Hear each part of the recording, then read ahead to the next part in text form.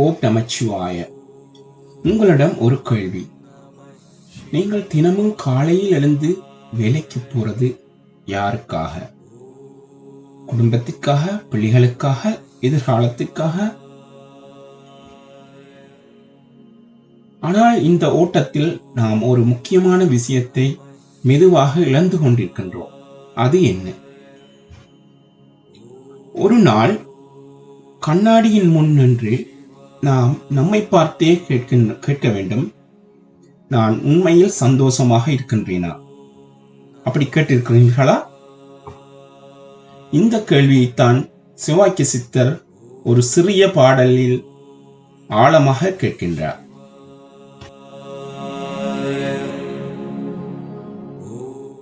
நீள வீடு கட்டுரீர், நெடுங்கதவு சாத்துரீ, வாழவேணுமான்றலோ மகிழ்ந்திருந்த மாந்தரே. காலநோலை வந்த போது கைகலந்து நின்றிடும், ஆலமுண்ட கண்ட பாதம் அம்மை பாதம் உண்மையே.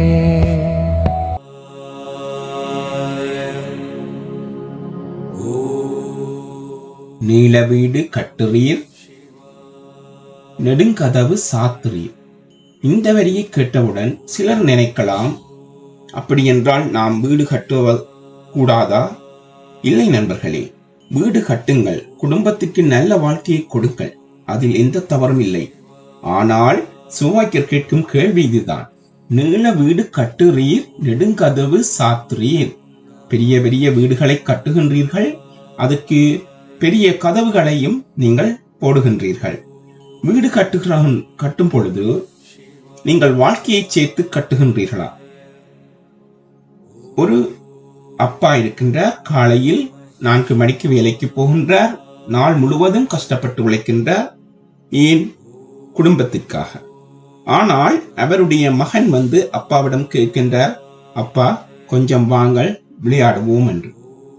அதுக்கு அப்பா சொல்லுகின்றார், இன்று எனக்கு டயர்டா இருக்கு, நாளைக்கு என்றுகின்றார். திரும்பவும் மகன் கேட்கின்றார், நாளை. இவர் நாளை என்றுகின்றார். மீண்டும் நாளை நாளை என்று போகும்போது ஒரு நாள் குழந்தை கேட்பதையே நிறுத்திவிடுகின்றது.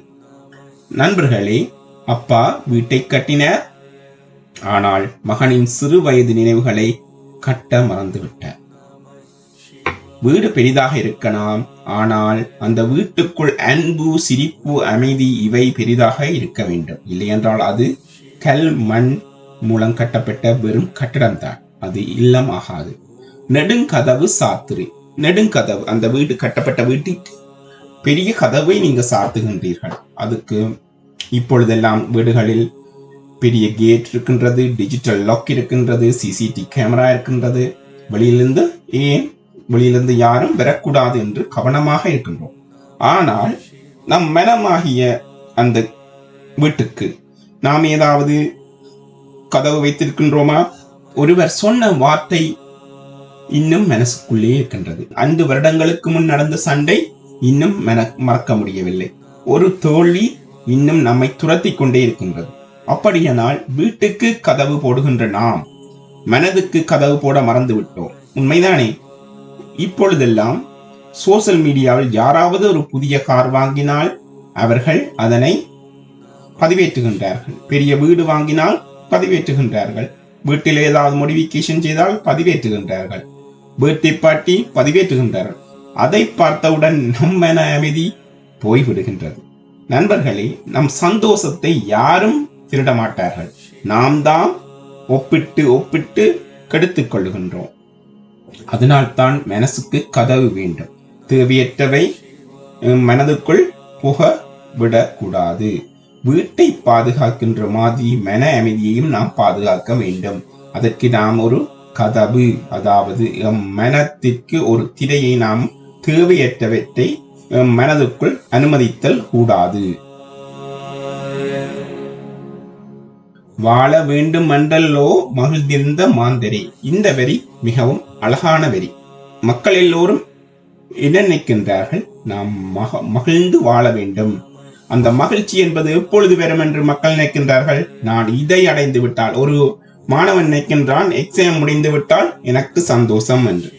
எக்ஸாம் முடிகின்றது, அவன் அடுத்து என்ன செய்கின்றான்? யூனிவர்சிட்டி போகின்றான், அடுத்து ஜாப் போகின்றான், அடுத்து ப்ரொமோஷனுக்காக எதிர்பார்க்கின்றான், அடுத்து மேரேஜ் செய்கின்றான், அடுத்தாவது குழந்தைகளுக்காக எதிர்பார்க்கின்றான், அப்படியே வீடு கட்டுகின்றான், இப்படியே வாழ்க்கை முழுவதும் அடுத்து அடுத்து அடுத்து என்று ஓடிக்கொண்டிருக்கின்றானே ஒழிய அவனுடைய மகிழ்ச்சியை அவன் அனுபவிப்பதே இல்லை. ஆனால் இந்த நிமிடத்தில், இந்த கணத்தில் வாழ மறந்து விடுகின்றான். நண்பர்களே, இன்றைய சின்ன சிரிப்பு, இன்றைய ஒரு கப் காஃபி, இன்றைய குடும்பத்தினான பேச்சு, இன்றைய குழந்தையின் சிரிப்பு, இன்றைய நன்றிகள், இவைகள்தான் அன்றைய நாட்களை அழகாக்கும். எமது நினைவுகளில் ஆணி அடித்தது போல் அமர்ந்திருக்கும். இன்று நாம் உழைத்ததோ, இன்று நாம் ஓடியதோ, அதுகள் எல்லாம் காலப்போக்கில் மறந்துவிடும். அதைத்தான் சிவவாக்கியர் நினைவுபடுத்துகின்றார். வாழ வேண்டும் என்று ஆசையோடு மகிழ்ந்திருந்த மனிதர்களே, நாம் இப்படி இருந்தால் வாழுவோம், அப்படி இருந்தால் வாழுவோம் என்று நாம் மகிழ்ந்திருப்போம் என்று நினைக்கின்ற மனிதர்களே, உண்மையில் மகிழ்ச்சி என்பது அந்த நிமிடத்தில், அந்த கணத்தில் நீங்கள் உணர வேண்டும். உண்மையாக வாழ வேண்டும். வாழ்க்கையை வெறும் ஓட்டமாக மாற்றாதீர்கள், அதை உணர்ந்து வாழுங்கள். சின்ன சின்ன ரசனை மிக்க நிகழ்வுகளோடு வாழுங்கள்.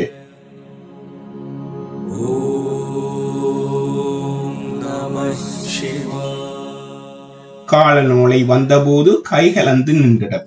இந்த வரி மிகவும் வாழ்க்கையின் உண்மை நிலையை சொல்லுகின்றது. இந்த உலகத்தில் எல்லா விடயங்களுக்கும், எல்லா நிகழ்வுகளுக்கும் ஒரு முடிவு இருக்கின்றது. இந்த நம்முடைய வாழ்க்கையும் ஒரு நாளில் முடிந்துவிடும்.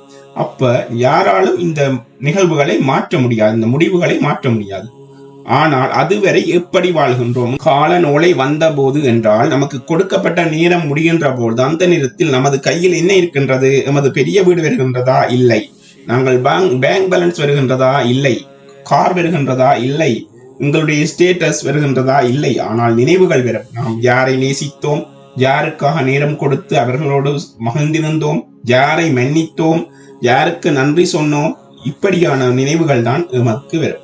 ஆகவே சிவாக்கிய சித்தர் சொல்லுகின்றார், நண்பர்களே, பணம் சம்பாதிக்க வேண்டும், கனவு காண வேண்டும், வளர வேண்டும். ஆனால் அந்த பயணத்தில் நம்மை நேசிக்கும் மனிதர்களுடன் நாம் எமது மகிழ்ச்சியை பகிர்ந்து மகிழ்ந்திருக்க வேண்டும். மகிழ்ச்சிக்காக ஒரு நாளும் காத்திருக்க கூடாது என்று சொல்லுகின்றார். அந்த மகிழ்ச்சி என்பது அந்த கணத்தில் என்ன நிகழ்கின்றதோ அதனை நாங்கள் மகிழ்ந்து ரசிக்க வேண்டும்.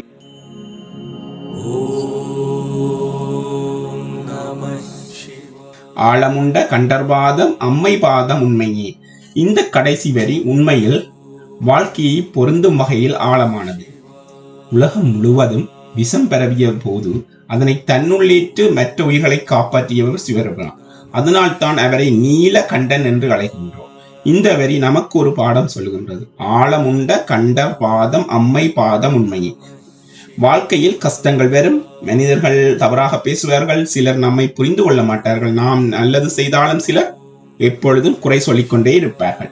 அப்படிப்பட்ட நச்சுத்தன்மையான வார்த்தைகள், நினைவுகளை நாம் எமது மனதுக்குள் கொடுத்து அந்த காயத்தை தினமும் நினைத்து நினைத்து நாம் துன்பத்தை அனுபவித்தல் கூடாது. அந்த நச்சுத்தன்மையான நினைவுகளை எங்களிலிருந்து கலைந்து அவர்களை மன்னித்து விடுங்கள், அல்லது பொட்டு கொடுத்து விடுங்கள், அல்லது தேவையில்லாத சண்டைகளை தவிர்த்து விடுங்கள். ஒவ்வொரு கருத்துக்கும் பதில் சொல்ல வேண்டிய அவசியம் இல்லை.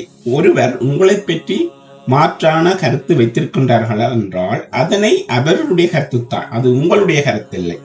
ஆகவே நீங்கள் அந்த கருத்தை மாற்றுவதாக நினைத்து வாக்குவாதங்கள், சண்டைகளில் ஈடுபடுவது வீண்.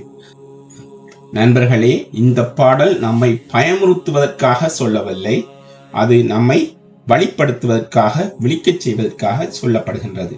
சிவாக்கிய சித்தர் சொல்லுகின்றார், நீங்கள் தேடுகின்ற அமைதி உங்களுக்குள்ளேயே இருக்கின்றது, நீங்கள் தேடுகின்ற தைரியம் உங்களுக்குள்ளேயே இருக்கின்றது, நீங்கள் தேடுகின்ற உணர்வுகள் அனைத்தும் உங்களுக்குள்ளேயே இருக்கின்றது.